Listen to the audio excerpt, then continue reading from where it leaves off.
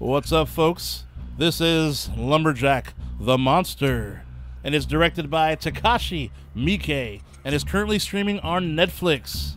Now, for a brief history lesson, Takashi Miike is responsible for some badass flicks, dude. Some Shay Nasty approved flicks like that. Actually, all three of these movies are Shay Nasty approved, alright? Anyways, though, such as 13 Assassins, Audition, and the batshit crazy film Ichi the Killer.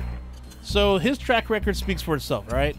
And so I went into this one with some high expectations. Now let's get into it and see how this one panned out. So a very interesting plot. You know, you have this lawyer named Akira, who's not the most innocent person in the world. I'll let your imagination kind of run through and, you know, run kind of wild and figure that one out and figure out what I mean by that. But he's hell-bent on taking down this serial killer that they call the Lumberjack Killer, who's been strategically killing certain people and taking their brains out. And to make things even cooler, in my mind, there's a self-made children's fairy tale book about this killer.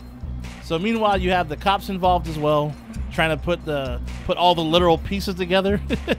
It's just like a cat and mouse game, you know, to see who gets the killer first, basically. Either it's Akira or the cops. Either way, blood will spill and brains will be extracted. And oh yeah, did I mention neurochips? Yeah, that's right. Yeah, dude, this one's totally different from Miike's other films, though. I mean, the approach seemed to be more story-based and more methodical, kind of like in the same vein as movies like, you know, Seven or Along Came a Spider. You know, a horror mystery thriller, easy for me to say. Honestly, it's not that hard to figure out who the killer is, but honestly, though, it's the trip that gets you there that makes it actually fun, though. This one's not as crazy or as bloody as his other releases, but I will say the violent scenes, when they do hit, they hit pretty well when they happen, though. I mean, dude, ridiculous amounts of blood spraying, dude. But I think that's Miike's MO. I mean, no matter what kind of film he makes, dude, you know, it's always some nastiness going on, dude. So I like that, though. I think it's his signature to nastiness, though, when it comes just like this ridiculous blood spraying. I think it's cool. And it's just, I don't know, it's weird. Like, as crazy as it sounds up to me, like when you said blood spraying, it's almost like dramatic blood, you know, bloodletting or whatever you want to call it, right? Just, I don't know, in my opinion at least. But anyways, though, I will say this slightly has Audition vibes, where you follow the crazy one and get their perspective, you know, journey into the mind of a psychopath and how they justify what they do and whatnot. But also what makes them scary is how disconnected they are to reality in ways that are just really, yeah, like I said, just downright creepy, though. But interesting to see, though, regardless, right? And I will say the killer has really cool looking mask. I mean, pretty creepy looking one. It definitely has a slow pace of Audition as well, though, but not as violent, like I said. Really good characters, though. I mean, the lead detective, she's fantastic. I say she's kind of like the female version of Morgan Freeman, like, you know, from Seven or something like that.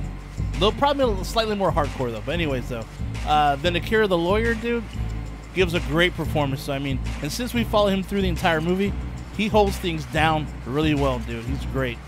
Lots of detective work, investigating stuff, you know, while we watch a crazy lawyer do crazy stuff as well. It's a pretty fun ride.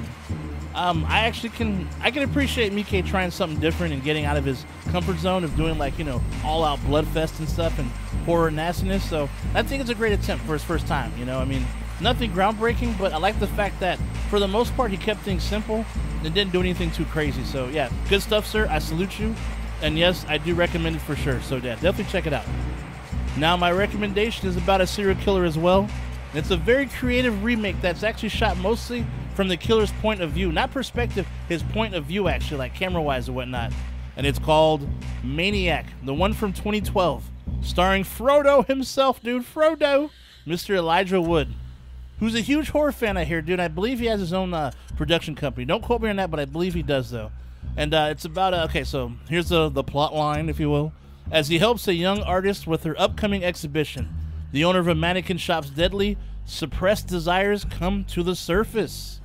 Dude, this is a great remake, dude, from the 1980 film of the same name, dude. I mean, a truly creepy-ass serial killer at its worst, dude, for real.